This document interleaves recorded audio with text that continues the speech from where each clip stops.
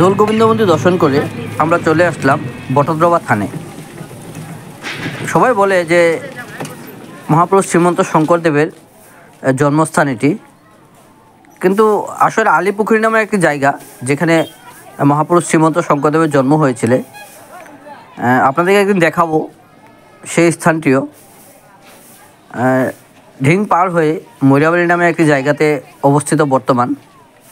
একদিন নিয়ে যাব আপনাদেরকে, সেই পুণ্যভূমি দর্শন করাবো। এখানে নামঘর বানিয়ে ধর্ম আলোচনা করতেন, বিভিন্ন পুস্তক লিখতেন। অতি পবিত্র জায়গা, অতি পুণ্য জায়গা।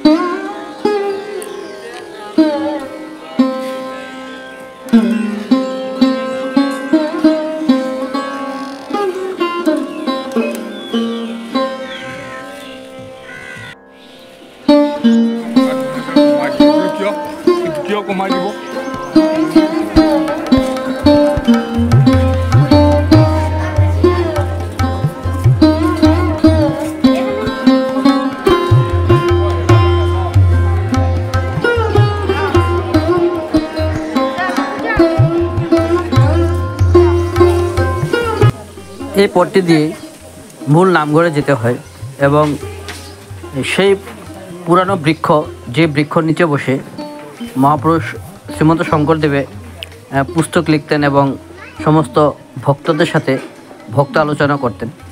চলুন আজকে আপনাদেরকে সেই বৃক্ষ দর্শন করাবো এবং সেই মূল নামঘরটিও দর্শন করাবো।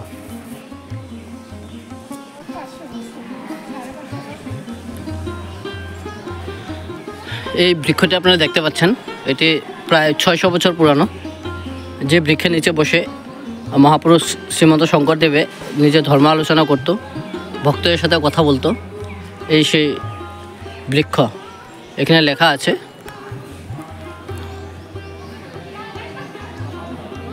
এই হুর্তুকি গাছ, এই গাছের গুড়িতে বসে পুস্তক লিখতো এবং ভক্তদের সাথে কথা বলতো।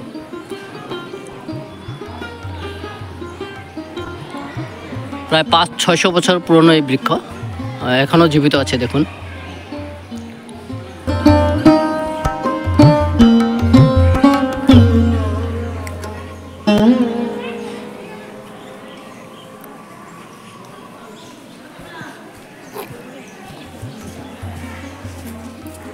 এখন আমরা যাচ্ছি মূল নামঘর, যেখানে মহাপুরুষ শ্রীমন্ত শঙ্করদেবের জয় কীর্তন ঘর বানানো হয়েছে। এই সেই স্থান।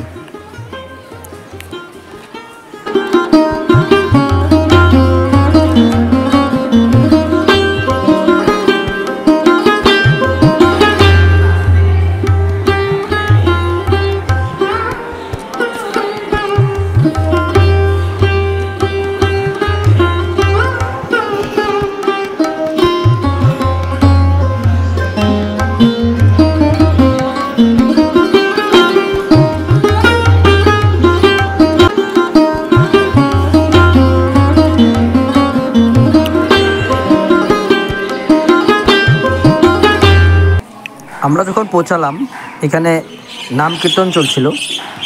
দোল পূর্ণিমাতে এখানে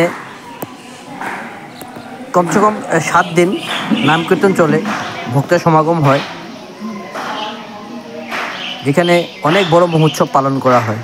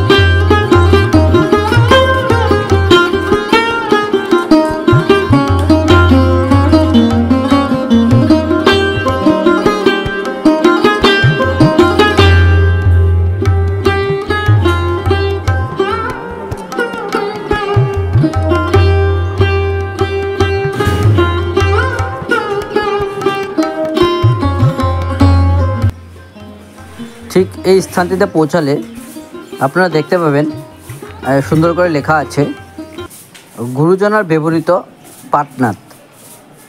এই সেই কুয়া, যে কুয়াটি মহাপুরুষ ধর্মগুরু শ্রীমন্ত শঙ্করদেব ব্যবহার করেন। ঘটদ্রবা মূল স্থান আমাদের দর্শন হলো। আমি আর বাবা একসাথে আছি। আমার ফ্যামিলি মানুষ ভিতরে চা খাচ্ছে। রেস্টুরেন্ট গোস্বামী রেস্টুরেন্ট, খুব সুন্দর খানা, পরিষ্কার পরিচ্ছন্ন আছে। আপনারা আসলে খেতে পারবেন এখানে। এখন চলবো, এখানে বিশাল মেলা হয় দোল পূর্ণিমাতে। চলুন একবার ঘুরে যাই ভিতরে, আপনার উপর মেলা কী কী আছে না চলো মেলাটা দর্শন করে। চলুন, দেখুন কত বড় মেলা, দারুণ একটি অনুভূতি।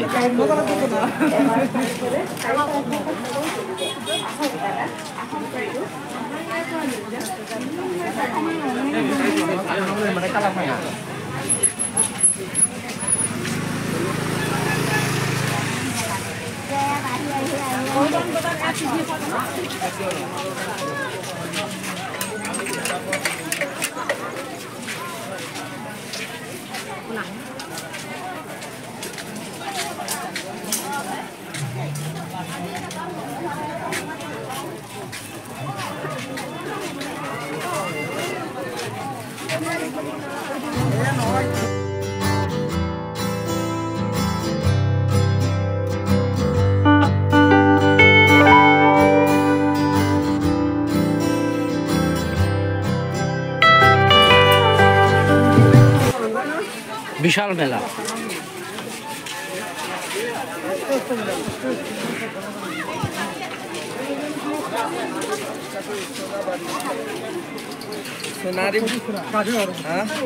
কখনো দোল পূর্ণিমাতে এখানে অগণন ভক্ত, লক্ষ লক্ষ ভক্ত সমাগম হয়, আপনারা দেখতে পাবেন। আর একটা বিশাল মেলার আনন্দ উপভোগ করতে পারবেন। যেদিন দোল পূর্ণিমা হয় সেদিন অনেক ভক্তের ভিড় হয়। বাচ্চা পোলাপান নিয়ে আসাটা অসম্ভব, তাই আজকে আসলাম দুদিন পরে আপনাদের একবার দর্শন করানোর জন্য।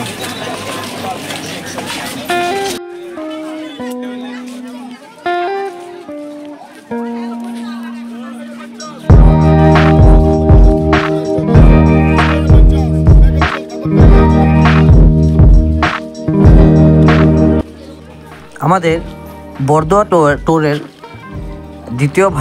দ্বিতীয় খণ্ড এখানেই সমাপ্ত করলাম। এরপর আপনাদের সাথে দেখা হবে তৃতীয় এবং অন্তিম খণ্ডে, যা সতী রাধিকা মন্দির।